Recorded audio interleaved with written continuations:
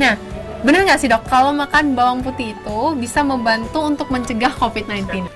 Apa benar kalau misalnya coronavirus ini bisa menyebar melalui udara? Nah nih dok, sering banget orang bingung membedakan gejala virus COVID-19 dengan influenza biasa. Bedanya ODP, PDP, suspek, dan yang positif itu apa dok? Sekarang kita mau ngobrol-ngobrol dengan seseorang yang lebih kompeten akan situasi saat ini. Dan dia ternyata juga adalah finalis Miss Indonesia 2018. Dia tidak lain adalah Rauda Kasmir. Rauda Kasmir adalah seorang dokter muda yang bertugas di RSUD Kabupaten Bekasi. Nah, udah nggak perlu lama-lama lagi. Sekarang aku mau langsung telepon dokter Rauda. Video call ya. Nih, aku telepon sekarang ya. Halo dokter Rauda, apa kabar? Halo Carla, kabar Nah, baik. apa kabar nih dok setelah semasa self quarantine ini? Kegiatan apa aja yang dokter lakuin nih di rumah? Kalau mau suaranya Oh, putus-putus. halo? Halo dok? Ya. Nah, dokter Rauda apa kabar nih? Ya gimana? Ya, alhamdulillah kabar aku baik. Ya, alhamdulillah kabar aku baik. Semoga Carla dan keluarga juga selalu dalam keadaan sehat walafiat. Nah, Kak, gimana kegiatan apa aja yang dokter Rauda lakuin nih semasa self quarantine? Kegiatan yang biasa aku lakuin. Kegiatan yang biasa aku lakuin selama isolasi di rumah yaitu baca buku, terus juga olahraga ringan kayak treadmill ataupun workout. Terus sisanya sih family time aja sama keluarga karena jarang jujur banget ada family time banget ada family time selama akhir-akhir ini aku keluarga karena kan akhir-akhir ini aku koas nih, terus juga aku koas pindah-pindah tempat susah banget daerah, jadi susah cari kebetulan dan kebetulan ada self quarantine ini bersyukur banget, jadi aku lebih punya banyak waktu banget, jadi aku lebih punya banyak waktu untuk family time di rumah. Gitu. Nah nih dok, aku dan teman-teman di rumah pastinya ini juga penasaran nih, mau bertanya tentang soal COVID-19. Ini kan jadi pandemik saat ini nih dok. Nah, dokter Rauda, sekarang aku mau tanya. Nah, aku punya beberapa pertanyaan nih, sampai aku udah buat listnya loh. Aku punya banyak pertanyaan. Kenapa di Indonesia semakin meningkat orang yang terjangkit virus corona? Nah, apa aja juga dok gejala-gejala yang perlu kita waspadai nih? Oke, jadi menurut WHO, COVID-19 ini kan merupakan penyakit infeksi yang disebabkan oleh coronavirus. Nah, coronavirus ini menyebar dari manusia ke manusia melalui droplet yang diproduksi ketika seseorang dengan gejala COVID atau penderita itu berbicara, batuk maupun bersin. Yang kemudian droplet tersebut akan mengenai mulut atau hidung orang yang ada di dekatnya, ataupun mengenai permukaan benda dalam jarak 1 meter dekat penderita. Nah, penyakit COVID-19 ini memang semakin meningkat setiap harinya, tidak hanya di Indonesia, tapi juga seluruh dunia karena sifatnya yang sangat infeksius itu. Nah, kalau gejalanya sendiri itu biasanya ada demam, batuk, sesak nafas, nyeri tenggorokan, hidup tersumbat, dan juga malaise. Baik dok. Nah nih dok, sering banget orang bingung membedakan gejala virus COVID-19 dengan influenza biasa. Bisa dijelaskan nggak dok sedikit perbedaannya yang perlu kita ketahuin? Oke, gejala flu biasa kita yang udah kita ketahui kan seperti bersin, hidung tersumbat, terus juga sesak tenggorokan, batuk, demam. Nah, namun pada COVID-19 ini gejala utamanya seperti demam tinggi lebih dari 38 derajat, kemudian batuk, sesak nafas, terutama gejala tersebut timbul setelah orang-orang yang mempunyai gejala itu berpergian yang terjangkit virus corona atau juga kontak dengan pasien yang terkonfirmasi corona, seperti itu. Oh gitu dok. Nah, aku juga mau bertanya nih dok. Kan sekarang ini yang sudah seperti diberitakan oleh pemerintah, kata social distancing itu sudah berubah menjadi kata physical distancing. Nah, menurut dokter seberapa pentingnya sih physical distancing untuk situasi sekarang ini? Bisa dijelaskan nggak ke teman-teman semua di rumah ini? Nah, dari yang sudah aku jelaskan sebelumnya, kan penularan COVID-19 ini dari manusia ke manusia melalui droplet dalam jarak dekat ataupun dari kontak dari permukaan yang pernah kita pegang-pegang itu kan. Nah, kemudian maka dari itu physical distancing ini diperlukan guna untuk pencegahan dan juga memutus rantai penularan COVID-19. Aku mau bertanya tentang pendeteksian virus nih dok. Nah, tentang rapid test. Gimana tuh dok? Aku sempat baca di berita kalau rapid test ini bisa membantu untuk mendeteksi virus corona. Nah, bagaimana sih cara kerja rapid test ini dok? Bisa dijelaskan sedikit nggak tentang rapid test ini? Gimana cara kerjanya dan juga mungkin sedikit mungkin prosedurnya dan juga mungkin sampai biayanya dok? Oke, rapid test adalah metode screening awal untuk mendeteksi antibodi yang diproduksi oleh tubuh untuk melawan virus corona. Nah, antibodi ini juga akan diproduksi oleh tubuh jika ada paparan dari virus corona. Rapid test juga diharapkan dapat menyaring secara cepat keberadaan kasus positif corona yang pengerjaannya cukup sederhana dan mudah untuk dilakukan. Oke dok. Nah, kalau bisa dijelaskan juga nih dok, apakah semua orang atau hanya orang-orang tertentu, yang aku maksud orang tertentu ini mungkin yang sudah ada gejalanya nih dok, yang bisa mengikuti rapid test ini dok? Nah, kalau dari pedoman pencegahan dan pengendalian COVID yang aku baca, sebelumnya rapid test ini bisa digunakan untuk orang tanpa gejala atau kasus kontak dari pasien yang terkonfirmasi corona. Kemudian untuk mendeteksi kasus orang dalam pemantauan atau pasien dalam pemantauan pada wilayah yang tidak mempunyai fasilitas PCR. Nah, contohnya kemarin temanku ada cerita nih pengalaman dari temanku minggu lalu dia kan ikut acara meeting sebuah organisasi. Nah, di sana kan namanya meeting kita ketemu orang, sosialisasi, terus juga dia ada kontak salam-salaman sama beberapa orang yang hadir dalam acara itu. Kemudian beberapa hari kemudian beberapa dari orang-orang yang hadir acara tersebut terkonfirmasi positif corona. Nah, kemudian temenku kan langsung kaget dan juga agak khawatir karena dia sempat ada kontak fisik sama penderita tersebut. Kemudian akhirnya temanku pergi ke layanan kesehatan menceritakan bahwa dia ada kontak dengan pasien yang terjangkit corona. Nah, maka dari itu dia disarankan untuk melakukan rapid test. Seperti itu contohnya. Wow, berarti ini cukup mengerikan ya dok? Dengan jabat tangan aja bisa mengeluarkan virus COVID-19 ini ya. Dan dok, mau tanya juga masih seputar rapid test nih. Bedanya ODP, PDP, suspek, dan yang positif itu apa dok? So, kalau orang yang positif kan itu udah jelas dia terkonfirmasi corona. Kemudian kalau ODP ini orang dalam pantauan. Nah, misalnya orang tersebut sebelumnya pergi ke suatu tempat yang terjangkit virus corona atau juga kemudian dia kembali. Terus kalau PDP itu kan pasien dalam pemantauan. Nah, pasien yang belum timbul gejala tapi mungkin sebelumnya ada kontak dengan dengan pasien yang terkonfirmasi corona. Nah, kalau suspek ini orang dengan gejala corona tapi dia belum terbukti belum terkonfirmasi positif corona, seperti itu. Oh, baik dok. Oke. Nah, kalau kita sudah merasa gejala-gejala ini dok, misalnya saya udah merasa ada mungkin pusing atau sedikit demam dan mungkin saya merasa kalau tubuh saya lagi nggak enak badan nih dok, mending langsung karantina sendiri, self quarantine, atau lebih baik langsung pergi ke dokter nih dok untuk dicek? Nah, tergantung. Sebelumnya kamu ada pergi ke wilayah yang terjangkit corona atau ada kontak dengan pasien positif corona atau enggak. Nah, tapi lebih bagus sih maksudnya konsultasi dengan layanan kesehatan aja ya. Oh, baik dok. Jadi memang cukup mengerikan ya dok ya. Kadang juga katanya hasil atau gejala ini mungkin baru bisa dilihat 14 hari gitu ya dok ya, sekitar 2 minggu. Iya. Ya, karena masa inkubasi dari COVID-19 ini 14 hari, maka dari itu lockdown kemarin kan disarankan 14 hari atau lebih untuk memutus rantai penyebaran penyakit. Oke dok, oke, baik. Nah nih dok, masih seputar rapid test ya dok. Apakah hasil dari rapid test ini cukup efektif? Dan atau ada yang lebih efektif nih dok, seperti PCR? Perbedaannya antara PCR dengan rapid test ini apa dok? Siapa yang mungkin lebih bagus untuk dalam masalah virus, mendeteksi virus? Mana dok? Oke, seperti yang aku jelaskan sebelumnya, rapid test ini kan dapat digunakan untuk deteksi kasus ODP dan PDP pada wilayah yang tidak mempunyai fasilitas untuk pemeriksaan PCR atau juga yang tidak mempunyai media pengambilan spesimennya. Nah, rapid test ini kelebihannya dia sangat cepat dan murah, namun kekurangannya kurang spesifik, dia hanya sensitif saja.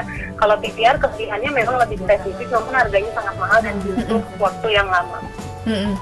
Baik, baik. Nah nih dok, masih banyak ya orang-orang, khususnya mungkin di Indonesia, kalau memakai hand sanitizer-nya, cara memakainya itu belum benar dokter. Ada nih yang cuma semprotkan aja, cuma telapak tangannya nih dok. Nah, ini sekarang aku ada hand sanitizer dengan aku mau tanya nih dok, caranya memakai hand sanitizer yang benar untuk teman-teman di rumah dan kita semua. Oke, pertama kan kita tuangin dulu nih hand sanitizer-nya ke telapak tangan, kemudian kita gosok-gosok di tangan. Iya. Setelah itu ke sela-sela jari. Iya. Nah, ke punggung jari. Mhm. Setelah itu bisa diikutin seperti ini. Ini enak ya. Ada waktunya nggak sih dok? Kalau misalnya seperti mencuci tangan kan ada waktunya nih dok, kayak 20 detik setidaknya. Nah, kalau hand sanitizer ada nggak nih dok? Kalau hand sanitizer kan cepat kering ya, jadi kita kayaknya harus butuh waktu yang agak cepat. Karena aku juga sendiri biasanya kalau misalnya agak lama keburu kering, jadi harus nuang lagi gitu. Jadi mungkin disesuaikan aja ya. Iya. Terus tadi sampai mana? Sampai sini ya? Iya. Ya, setelah dari sini kita ke ibu jari, digosok juga. Iya, udah. Ya. Setelah digosok, baru biasanya aku sih lengkapin ke pergelangan tangan aja. Pergelangan tangan, oke. Gitu. Nah nih dok, aku juga penasaran, penting nggak sih dok memakai masker? Apa hanya orang-orang sakit aja atau yang nggak enak badan memakai masker, atau orang biasa aja sedikit-sedikit keluar rumah perlu memakai masker dalam situasi sekarang ini nih dok? Nah, untuk penggunaan masker kan sebenarnya udah dijelasin ya sama kayak Kemenkes sama WHO sebelumnya. Jadi penggunaan masker ini hanya untuk orang yang sakit, kemudian contohnya misalnya orang-orang yang batuk, bersin, seperti itu, yang batuk-batuk, bersin-bersin terus-menerus. Kemudian juga orang sehat boleh menggunakan masker apabila dia sedang merawat orang sakit atau sedang kontak langsung dengan orang yang terjangkit virus corona. Seperti itu. Jadi kalau untuk orang sehat yang nggak ngapa-ngapain di rumah terus sekedar belanja, nggak diharuskan pakai itu sih. Oke. Nah nih dok, bisa nggak sih dokter tunjukin ke kita cara memakai masker yang benar? Karena sampai sekarang dok, menurut pengalaman pribadi aku, banyak banget orang yang masih memakai maskernya itu salah nih dok. Kayak langsung pakai aja nih dok, tapi mereka nggak betulin maskernya atau bener-bener memakai cara yang benar. Nah, gimana nih dok memakai caranya? Memakai maskernya Aduh, aku nggak bisa contohin, soalnya aku nggak siapin maskernya ya. Siapin masker. Nah, iya, jadi bisa. Itu yang earloop kan ya? Iya, benar. Dokter tunjukin aja deh kayak gimana aku pegang ini. Dimasukin. Oke. Langsung dimasukin ke telinga dulu. Iya. Sebelumnya. Iya. Udah gitu diratain. Oh, diratain sampai kan ya, bawah, ya? Nah, kemudian yang di sela-sela hidungnya agak ditekan sedikit, jadi dia ketutup semuanya. Karena ini memang ada kawat ini kan ya dok ya, buat mengikuti bentuk hidung kan ya dokter ya? Iya, jadi biar supaya agak ketutup. Tapi yang nggak harus terlalu dalam sih nggak apa-apa, cuma supaya ketutup semuanya. Oke. Nah, nih dok, menurut dokter, ini kan yang aku pakai sekarang ini adalah masker disposable nih dok. Nah, menurut dokter kalau memakai masker kain itu gimana dok? Kalau masker kain sih, aku sempat searching juga ya, tapi belum dari sumber yang valid. Cuma memang ada sekian persen penyaringan bakteri sama virusnya yang nggak seefektif masker N95 atau masker surgical kayak gitu. Tapi penggunaan masker ini khusus untuk orang yang sakit atau orang yang sehat, orang sehat yang sedang merawat orang sakit aja ya. Oke. Aku mau tanyain beberapa pertanyaan lagi ya dok, nggak apa-apa ya? Nah. Oke nih dok. Terus menurut dokter gimana sih pencegahan untuk coronavirus ini sendiri? Do and don'ts during this coronavirus pandemic, gimana dok menurut dokter? Oke, yang pertama harus kita lakuin sih cuci tangan sesering mungkin, karena kita kan nggak pernah ingat kita megang apa aja nih, kadang nggak sadar megang sesuatu, kemudian kita nggak tahu nih permukaan itu tuh terpapar virus corona atau enggak, jadi makanya harus sering-sering cuci tangan.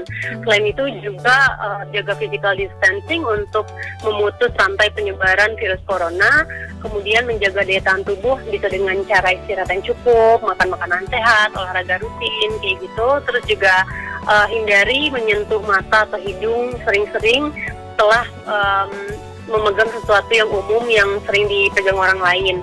Nah, selain itu juga jangan panik buying ya. Karena kan ingat orang lain lah kalau mau beli sesuatu, jangan sampai sembako habis di mana-mana kayak gitu. Terus yang terakhir juga hindari tempat ramai, jadi stay di rumah aja ya. Benar-benar. Setuju. Itu kan anjuran pemerintah ya dok ya untuk stay di rumah aja. Iya, betul sekali. Nah nih dok, masih ada kelupaan lagi. Tadi mungkin tentang seputar masker. Kayak sebenarnya harus nggak sih dok kalau misalnya, contoh nih dok, aku mencontohkan diri aku sendiri. Kalau misalnya aku keluar, sedikit-sedikit aku pakai masker, alat perlindungan diri lah. Atau orang yang banyak sebenarnya yang takut kena matanya nih dok, takut kena tetesan atau droplets itu loh dok, mereka pakai kacamata. Menurut dokter itu perlu nggak sih? Soalnya kan aku tahu itu kalau misalnya banyak orang yang takut terinfeksi, makanya mereka memakai alat perlindungan diri itu dok. Gimana? Kalau sesuai anjuran sih itu nggak perlu ya. Jadi yang perlu itu adalah physical distancing aja kan sebenarnya udah cukup. Jaga jarak, terus juga harusnya di rumah aja sih ya. Terus dengan physical distancing sama cuci tangan sering-sering sebenarnya itu udah membantu mencegah kok. Nggak harus lebay pakai kacamata, pakai masker, pergi ke swalayan gitu sambil belanja-belanja, itu nggak harus. Oh, oke. Nah nih dok, Kak juga masih mau tanya lagi dok, nggak apa-apa ya? Nah, iya boleh. Nah nih dok, aku pribadi sering banget ngelakuin ini setiap pagi. Nah, dengan berjemur maksud saya dok, berjemur setiap pagi nih dok. Nah, apakah juga bisa menjadi cara untuk melawan virus corona? Menurut dokter gimana? Apakah ini benar atau hanya mitos dok? Nah, untuk persoalan berjemur di pagi hari itu, sebenarnya aku searching sih belum ada yang menyatakan secara langsung ya dari sumber yang valid. Tapi memang berjemur itu baik untuk tubuh agar mendapatkan vitamin D. Namun ada hal-hal yang harus diperhatikan nih, seperti contohnya waktu berjemur itu kan bagusnya antara jam 9 sampai jam 11 dengan durasi waktu 10 atau 15 menit aja untuk mencegah kerusakan kulit dari paparan sinar matahari berlebih kayak gitu. Jadi nggak lebay sampai berapa jam atau dari pagi sampai siang gitu. Ada waktunya dan ada durasi waktunya juga, bagusnya berapa lama. Aku juga sebenarnya penasaran dok tentang beberapa info-info yang beredar mengenai COVID-19 yang belum tahu benar atau tidaknya. Mungkin pertanyaan agak lucu ya dok, tapi ini memang dilakuin banyak masyarakat Indonesia. Bukan masyarakat Indonesia aja sih, hampir di seluruh dunia. Nah, benar nggak sih dok, kalau makan bawang putih itu bisa membantu untuk mencegah COVID-19? Oke, itu enggak ya, tapi bawang putih memang makanan sehat yang mengandung sifat antimikroba. Namun saat ini belum ada pembuktian, penelitian bahwa bawang putih bisa menjaga dari COVID-19 sendiri. Seperti hewan peliharaan, apakah binatang peliharaan itu bisa terinfeksi virus nih dok?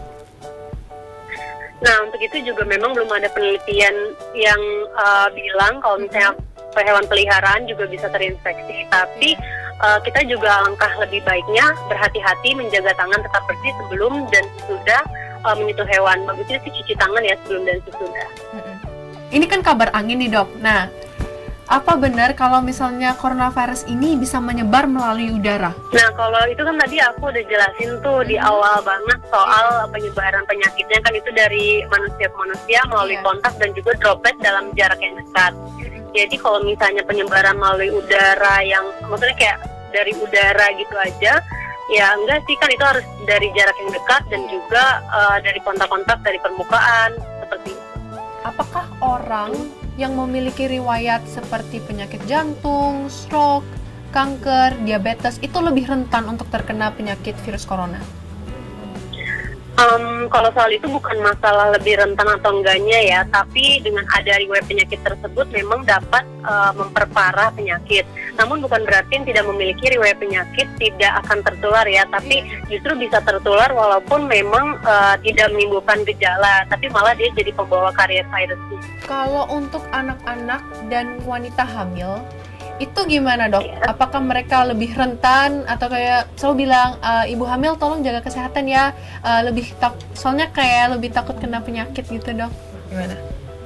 What do you think dok? Kalau ya sama aja sih sebenarnya ya, bukannya lebih rentan, tapi ya sama aja kan untuk tertular. Jadi ya itu makanya harus jaga diri. Makanya ini kan ada physical distancing dan lain-lain, itu gunanya untuk mencegah penyebaran penyakit. Apa bener dok, Mhm. kalau orang yang di atas usia 65 tahun itu memang pasti lebih rentan untuk terkena corona? Oke, semua orang memang punya kesempatan untuk maksudnya untuk tertular virus corona. Masalah penyakit yang lebih tua itu biasanya karena gejalanya lebih timbul dan juga penyakitnya lebih parah dan lebih banyak case yang lebih banyak menimbulkan kematian pada orang tua karena itu penyakit penyertanya. Tapi bukan berarti yang muda juga nggak terjangkit virus, nggak bisa terjangkit virus corona, tetap bisa tertular walaupun memang tidak menimbulkan gejala. Malah justru nanti dia membawa carrier virusnya. Aku tanya, Oke. makanan yang baik, sangat baik mungkin untuk dikonsumsi saat ini? Makanan yang sangat baik. Iya. Sebenarnya semua makanan baik untuk dikonsumsi ya, selagi itu sehat. Jadi bisa mengkonsumsi mungkin sayur-sayuran segar dan buah-buahan, gitu aja cukup sih untuk suplemen vitamin-vitamin dari masing-masing buah-buahan tersebut. Jadi memang harusnya sih makan makanan yang sehat aja ya. Saran dan pesan buat kita semua dan teman-teman di rumah, apa dok untuk situasi pandemi ini? Oke, jadi saran aku untuk masyarakat Indonesia lebih Iya. baik patuhi saran dari pemerintah, yaitu physical distancing Iya. dan juga stay di rumah aja demi memutus rantai penyebaran virus. Oke. Kemudian selain itu juga sering cuci tangan menggunakan sabun atau menggunakan hand sanitizer bila memang tidak ada tempat untuk cuci tangan. Kemudian jaga kesehatan dengan cara olahraga teratur, istirahat cukup dan juga makan makanan sehat. Semoga kondisi di Indonesia bisa semakin baik ke depannya ya.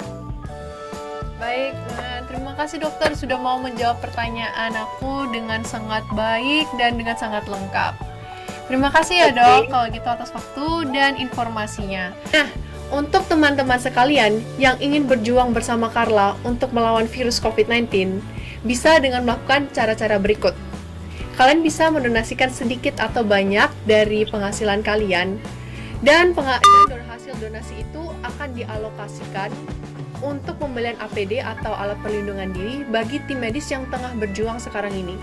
Dan juga untuk pembelian bahan-bahan pokok untuk masyarakat yang terkena dampaknya. Nah, cara-cara berikut adalah kalian bisa visit ke website MNC Peduli di www.mncpeduli.org, lalu klik donasi, atau kalian juga bisa visit Instagram aku @carlayos atau Instagram MNC Peduli @mncpeduli.id. Nah, atau ada option lain kalau misalnya kalian lebih nyaman nih. Kalian bisa langsung transfer ke rekening MNC Peduli dengan nomor rekening berikut.